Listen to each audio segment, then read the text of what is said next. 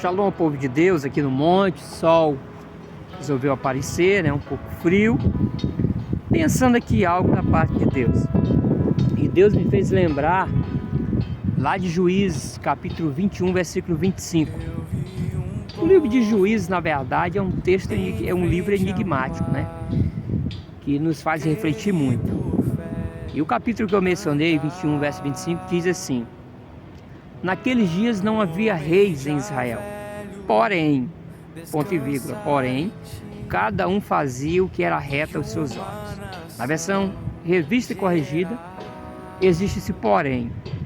Esse porém é uma conjunção adversativa, que significa o contraste de uma oração anterior, de algo que foi falado anteriormente, o significado de porém.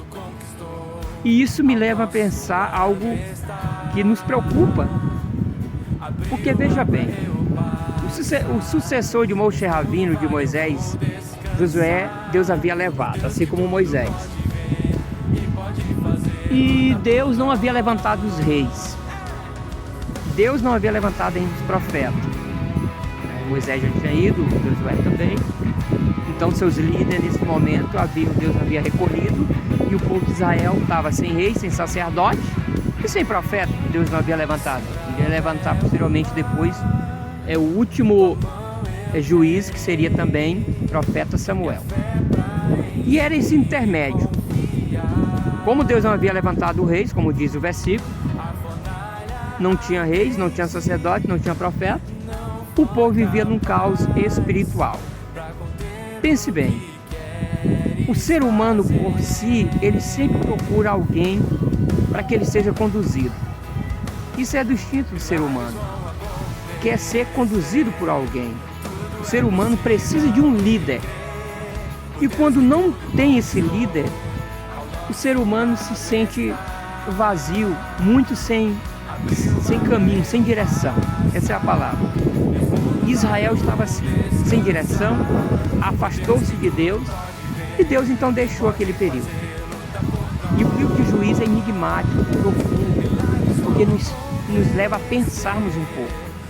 Se aquele povo, né, já não mais aquela geração, mas o antepassado daquela geração havia visto os maiores milagres, maná cair do céu, 14 quilômetros de mar se abrir diante dos olhos, a pedra verter água.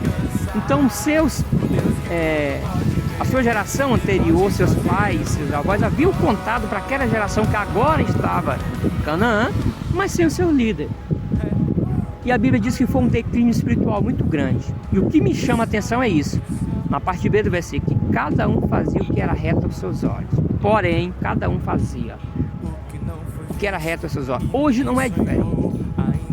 Hoje alguém prega a verdade, muitos já não a têm como a verdade, porque cada um tem uma verdade dentro de si. Quando o pastor chega para ensinar algumas pessoas, alguns membros, alguns não aceitam, porque também já tem a sua verdade dentro, absoluta.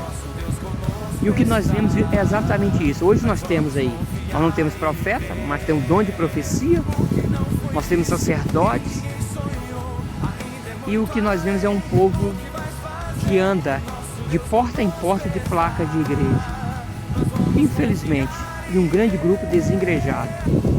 E essas pessoas continuam fazendo o que Israel fazia. Cada um fazia o que era reto aos seus olhos. Não tem reis, mas nós temos sacerdotes, homens e mulheres de Deus com dom de profecia, com dom de ensinar.